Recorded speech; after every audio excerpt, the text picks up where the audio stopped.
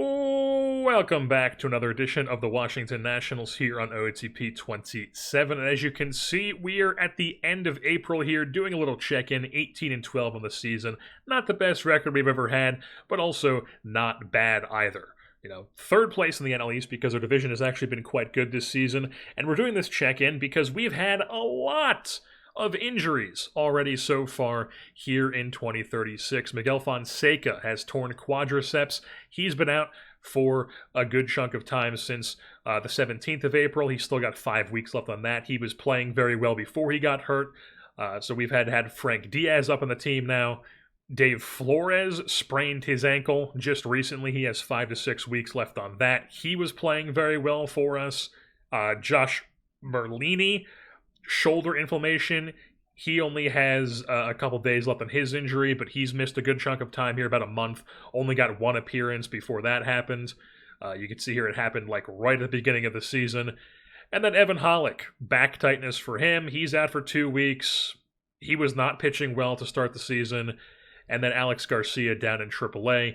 We had to put him on the 60-day IL to make room for Dylan O'Ray, who is now on the big league team, because he partially tore his labrum. So that allowed us to open up a spot for O'Ray, who is now playing right field for us because Wilkin Tamariz, unfortunately, got off to a very, very, very bad start. You could see he's got, in 27 games, 109 plate appearances, he's got a negative wins, 37 WRC+. I mean, it's just not going well for him. So, at some point he'll end up back in the lineup here, but for now, Dylan O'Ray is our right fielder, and then Wilkin Tamariz is the fourth outfielder with Pegaretti, or whatever his name is, down in AAA for us. And then you can also see that Frank Diaz is now first base, Barrera is the DH, and then Miguel Jimenez is our full-time catcher, and we brought back Miguel Caraballo, as he is now our backup catcher. He's our third catcher because Dave Flores is hurt, so now he's the backup catcher. You may also notice that Jerry Harris has missed some time. He's currently just starting a rehab assignment. He missed a good chunk of time with an intercostal strain for 4 weeks, so he's now just getting back from that. You could see here, actually did not pitch at all yet. He got hurt before he even took the mound this season, only played 4 games. Injury happened like right away at the start of the season, so we've barely seen Jerry Harris here in 2036, and we're hoping to get him back here soon after he does a bit of rehab time, and then he'll end up back in our rotation and in the DH spot. As far as what the NL East is looking like right now, we only have a plus 14 run differential, but we're playing good ball. We're 7-3 in our last 10, but so are the Mets and the Marlins. As you can see, the Mets have around a similar run differential with the Marlins, with a plus 63 run differential here early on in 2036. So pretty solid NL East division. It's not going to be a cakewalk to get to the playoffs as the division winner this season. Alrighty, folks, it is July 11th, which means it's time to go over the first-year player draft. But before we do that, as always, it's time to go over how our team has been doing. And as you can see, we are 63-32 on the season, which is atop the NL East division, no longer sitting in third place. We have definitely solidified ourselves as the top dog in this NL East division, a plus 135 run differential, which is the best in Major League Baseball. By far the best in the National League. The Cardinals and Reds are the ones behind us for that number. And then over in the American League, you've got the Blue Jays with a plus 118 and the White Sox with a plus 95. We are 8-2 in our last 10. Records good against lefties, against righties, in extra innings, and one-run games. I mean, we're just on the road, not the best, but, everyone struggles on the road for the most part. And overall, the Nationals are a damn good team here. 63 wins, that is the highest number in Major League Baseball here this season so far, and we've done it battling through a bunch of injuries. You can see here right now, nobody is not hot, everybody is hot, and as far as the injury list goes right now, we have Evan Hollick, who has had multiple injuries since the last time we've talked about him. All back tightness. This whole season just been back tightness, and more back tightness. He's even had, I thought he had a setback going over, but never mind. I guess I just was seeing a bunch of back tightness. But he's currently on a rehab assignment again. He's now down to fragile, unfortunately. He's about to be 30 years old. and he is going to be making $7.5 million next year if we take this option, so he's probably not going to be a part of our team next season if I had to guess. As far as the rest of the injuries go, Bobby Matamoros, unfortunately, has had a bit of an injury. It's been his first in, like, forever. I guess he's had some, like, nagging ones. He's had some elbow inflammation here and there. But overall, he's been pretty healthy throughout his career. Another elbow inflammation this season, out for 2 weeks, had a setback on it, but overall, he's been really, really good. I mean, he is ridiculous. He's got a 1,000 ERA plus. That is a .39 ERA. I don't even have words for him anymore. He had a 42.3 K percentage last season. Like I said, I don't even have words for him at this point. He's insane. From Choctaw Lake, Ohio, the Coastal Carolina man, Bobby Matamoros. At some point, if FIFA is ever playable again, it's not going to be, because they're turning it fully into 2K. It was already partially into 2K this year. It's fully into 2K, but I was going to say, at some point, if I was actually still playing FIFA or Chell, my character in-game would be Bobby Matamoros at some point, but, you know, those games ruined, as is everything else. But anyways, Matamoros on a rehab assignment. He'll be back fairly soon. Miguel Fonseca got hurt again, fractured thumb. He came back from his quadriceps, played a little bit, and then got hurt right away again, so now he's on the IL. About a week left on that. Then he'll have a short rehab, and then he'll be back in the big leagues. And then we'll figure out where to put him in the lineup. As Barrera has been absolutely clobbering the ball, as we'll get into here. And then Wei Lee, unfortunately, also had an injury here, but he is on a rehab assignment, ready to come back here any day now. If we take a look at our team stats here, before we take a look at the lineups, we are... numbers, a lot of single digits here. Not a lot of 1, 2s, and 3s. We have had some 3s and like runs scored and WOBA and extra base hits. But I'd like to see some of these numbers improve. I think as our lineup solidifies throughout the season, a lot of this probably has to do with the fact that I'd say the first like 5, 6 spots in our lineup are hitting well, and then everybody below that is, they're not really doing too hot at the moment. So I think as the season goes on, some of those guys hopefully will solidify, and we'll have more spots hitting well, and some of these numbers will improve. Not that they're bad right now, but some of these numbers hopefully will improve as the season goes on. And then the pitching, it's doing what it does. The best ERA in the National League, third best starters, the best bullpen once again, the least amount of runs allowed, the best in wins above replacement, second in hits allowed, opponent's average, BABIP, the least amount of home runs, the second least amount of walks, and then the 9th most strikeouts, 3rd in defensive efficiency, and 7th in zone rating, and only 5th in errors. Overall, very solid ball club here, as you would expect from the best record and run differential in Major League Baseball.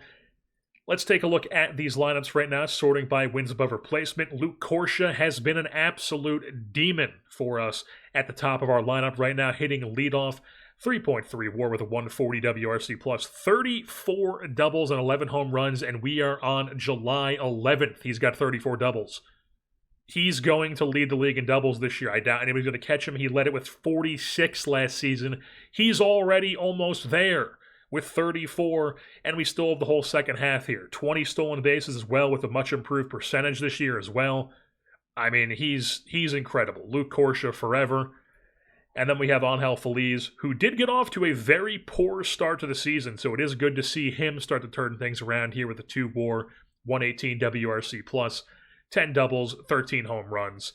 Has not been as good defensively this season, but, enough to hold his own at least. He is starting to get up there in years. He's about to be 30. Some of his ratings have come down the past couple seasons, so he's no longer like an all-world type player, but he's still good enough. He's not the 5-6 WAR player he was, but he's, 3-4 WAR player, still capable of that.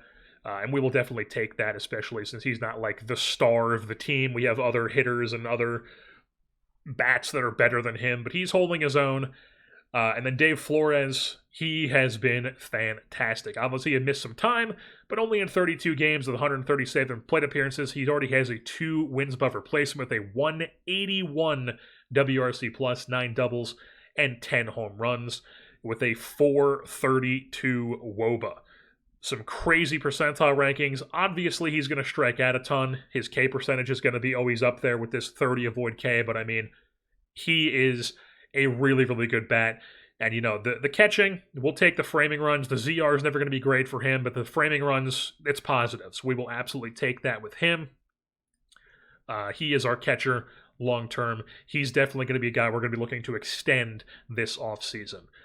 And then we take a look at Gabby Berry, who's played a little bit this year. He's currently on fire on the bench for us. Dylan O'Ray, 60 games since being re-signed out of free agency on that minor league deal. He's up now with the 2 wins, 106 WRZ plus, doing his thing as he always does, getting on base a ton, walking a ton, not striking out. Jerry Harris doing his thing as well, 140 WRC plus.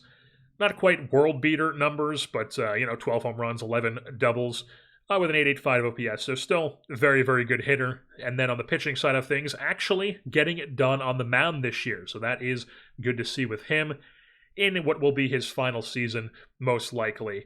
I'd say 99.9% chance it's his final season here in the nation's capital.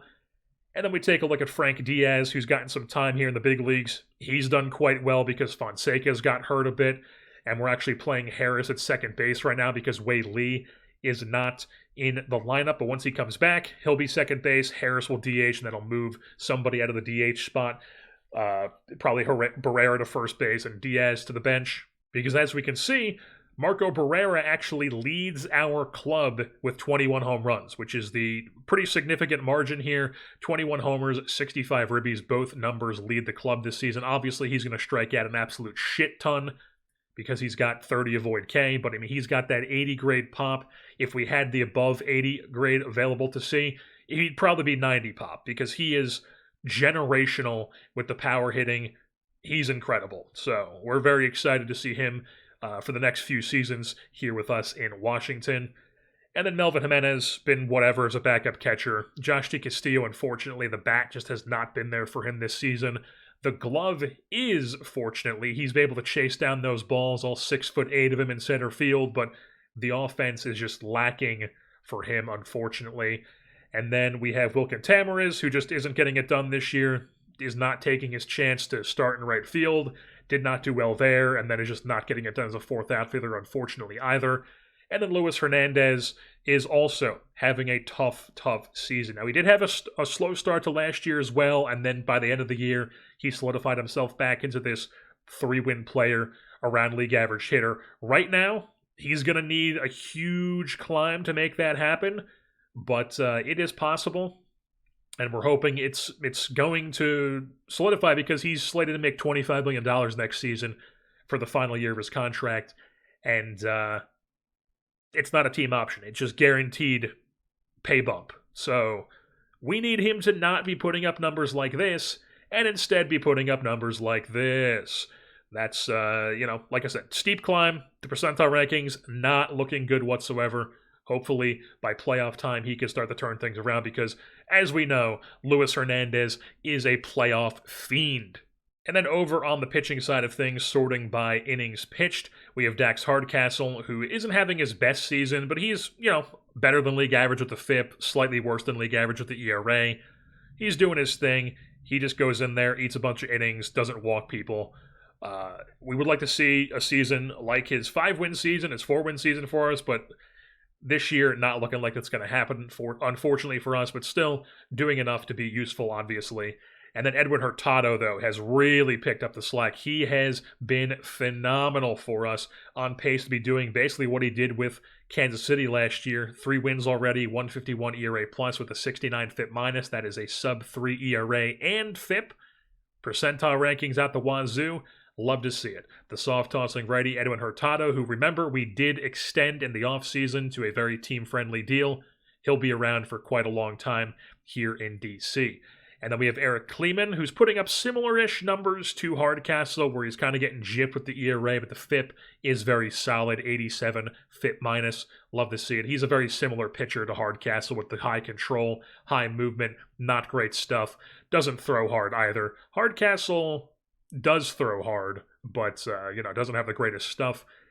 And then we have Alex Rouse, who's putting together another good season for us. really under the radar like every year, just steady above league average or better than league average ERA plus and FIP every year. Does what he does. He's the three fastballs man. We love it. Alex Rouse, good stuff. And then we have, unfortunately, Isaac Leone has not been great this season for us. We moved him to the bullpen. You can see here in the bullpen has been much, much better. So that's good that he's doing well down there, but he is in a very low leverage role in the bullpen. So as a starter, just was not getting it done. And then moving on to the rest of the bullpen, we have Miguel Sime. He's been solid, 76 FIP minus. Love to see it. Jake Marsala is actually in the stopper role for us right now because he's been quite good for us here at the big league level. That's good to see. Big time stuff as a lefty because unfortunately Vince Mangione was doing so terribly for us this season that we had to waive him, and he was claimed by the Miami Marlins, as you can see here. So he's now in division with Miami, doing very well for them. Unfortunately, was doing very poorly for us, giving up 3.1 home runs per 9, and just getting rocked around, and he has no options, as you can see. So we decided to waive and DFA him, and then the Marlins claimed him. So, he's doing well down there. That's cool. It's not like we were in desperate need of a lefty anymore, as we covered in the offseason. You can see we have tons of lefties right now, like Ben Gardenhire is the closer. And he's the next guy we're talking about here, as he is closing for us right now because Matamoros is on the IL, but Gardenhire doing his thing in the stopper role for most of the season. Jerry Harris, like I said, in 8 starts, he's been doing very well. 1.99 ERA, 2.77 FIP. We'll take it. Jerry Harris actually with some good percentile rankings as a pitcher this season, finally starting to put it together here on the hill now that he's almost 30 years old. And then Mateo Reyes, he's been fantastic in the bullpen, 38 innings with a sub-2 ERA and FIP. Jay Nelson's been really good in 34 innings with a 157 ERA plus and an 84 FIP minus, striking out a ton of guys, doing his thing. He's got his potential up to 80. Very excited to see if he could potentially fill these in. And even if he doesn't, I mean, he's already a very, very good reliever. So Jay Nelson, really good player for us. And then we have Wellington Herrera. Hasn't been as great this year, but he's been holding his own. Whatever. He's a veteran. He's been here forever. Tadomi Sakamoto is up with 11 innings here in the big leagues. He's been good in those 11 innings. Walking a bit too many people, unfortunately, but he's never going to be a great limits walks guy anyways. But, he has the movement to get out and work a lot of double plays. He's extreme ground ball. Got that fastball splitter combo. Love to see it. And then we have Nakamura, who's up, taking Leone's place in the rotation because Leone was so bad. Nakamura is somebody we picked up off waivers in 2035 in the offseason. He was having a good season in AAA as he did last year as well, so we rewarded him with a call-up. He's gotten 2 starts. Hasn't gone well, but it's only 2 starts. We'll see how it goes for him. I also thought about calling up Junichi Yoshima here, who I'm just now seeing is up to a 50 because his home runs allowed and his control both actually filled in. So we may actually make the move to call up Oshima to be that 6th starter instead of Nakamura, because Oshima's a guy who has been very good throughout the minors and is currently on paper better than Nakamura. Oh, and then also we have Josh Merlini, who has barely pitched this season because he's had a bunch of injuries. He missed a lot of the season with the shoulder inflammation so far, 5 weeks. Just recently came back from that. Only has 6 innings, has been really good with the FIP, unlucky with the ERA. But it's only 6 innings, so we'll see how he goes throughout the season, as he's probably the guy long-term who we're looking to have replace Hollick's spot when he leaves the team after the season because he is now injury-prone. But now it is time to take a look at the first-year player draft here in 2036. Obviously, we have the last pick in the draft because we won the World Series for a 3rd season in a row. The Yankees apparently had the 2nd-best odds, so they have the number 1 overall selection. Very nasty, very disgusting. But it is what it is, as the New York Yankees 1-1 select Jeremy Johnson. I saw Cape May County Technical High School, as we are now on to our 35th overall selection here with the Nationals, as we take a look at who's actually available here. And we do have a 60 potential high school pitcher. He is a reliever, though. Probably not going to take him. High school outfielder. Could be interesting. Probably more of just a first baseman, though. Yeah, definitely just a first baseman. Another high school reliever. college reliever with no control, maybe, and then a college closer who has high adaptability work ethic. Big time stuff, no movement or no control. I mean, it is slim pickings. College bat who's got horrible swing and miss. Yeah, I mean, it's not a lot is going on here. Big time pop, no good fielding for this outfielder, and now you're already down to the 40s. This guy thinks we should take Pedro Robles. Why? Why does OSA think this guy is a 70? I mean, honestly, I'm probably just going to take one of these high school guys, whether it's Shu or Sellers. First baseman who has no pop. I mean, average pop, average everything, really good eye. Or a guy who could potentially be a solid reliever. Or there's the college guy who could be potentially sooner in the big leagues. Yeah, I mean, it is slim pickings. I mean, this guy's got better movement but no control. I don't even know. Yeah, they're just going to recommend. I mean, if I take a hitter, he wants Sellers, but I mean, we're definitely not taking that Robles guy. Did they change the color when someone's exhausted? Now it's like brown. It's like shit brown. Yeah, I mean, this is brutal. I mean, I don't love the movement. I don't love taking high school pitchers.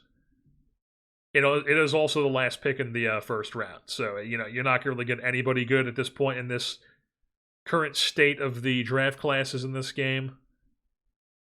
I mean, just the fact that this guy has adaptability and work ethic and is a college guy makes me prefer him.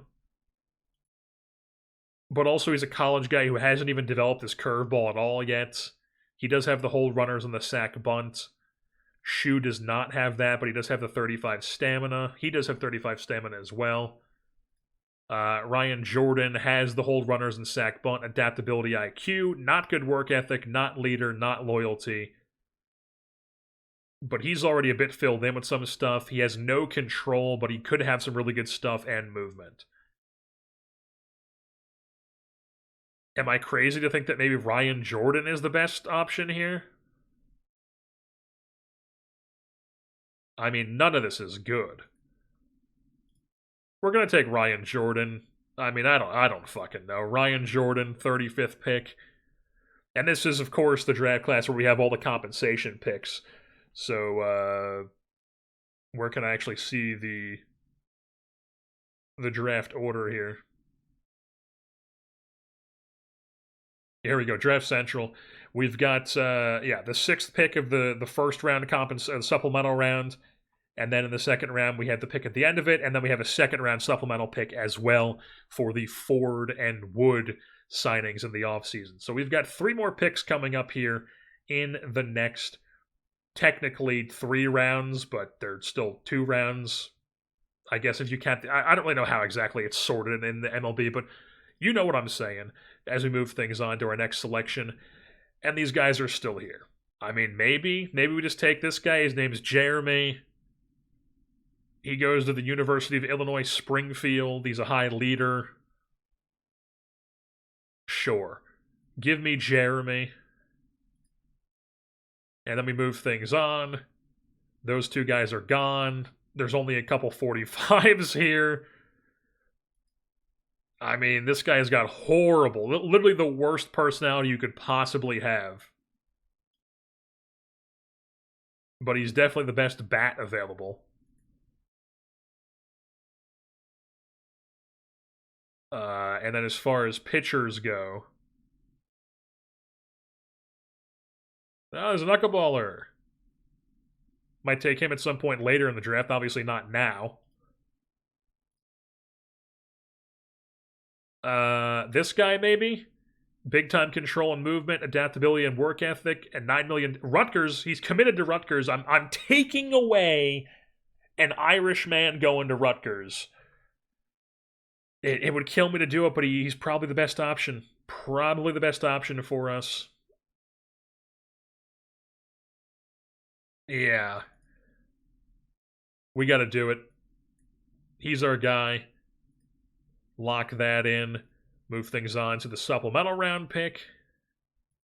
I'm tempted to take the Knickerbocker guy just because that's his last name. He's got the big-time control potential. Yeah, we're taking him. We're taking Knickerbocker out of the Southern Indiana. Oh, he's a commit to Southern Indiana. Sure, why not? Boom. And now we are through our supplemental pick on to round 3, and there's only 2 45s available. One of them is this guy. One of them is this guy. I mean, this guy doesn't look good either, but he's got adaptability, work ethic. I guess that's something. Any big-time control guys? We got a 40 potential control guy. Honestly, I'd rather try to do like a big-time control guy, even if they're only 40s. Like, that's where we're at this point. You're telling me we're in round 6 and that knuckleball guy already went as a 35 potential? Alrighty, so here we are. 2036 first-year player draft is finished. In round 3, we ended up taking 75 control guy Randy Kenny. In round 4, we ended up taking 70 control potential Dean Buller, another high schooler. Round 5, okay-ish looking starter out of Dallas, or committed Dallas Baptist. He's currently going to Alvin, which is where Nolan Ryan and I believe Nathan Evaldi also went. And then in round 6, immediately down to just defense and personality. So we're not even going to bother looking at these guys because 6 onward are all completely nothing. The only thing that's worth noting is this guy we took because he's from Algeria. And I was like, holy shit, this guy's from Algeria. Why not take him? And then in round 20, we took a Japanese pitcher who goes to an American JUCO school. So, cool.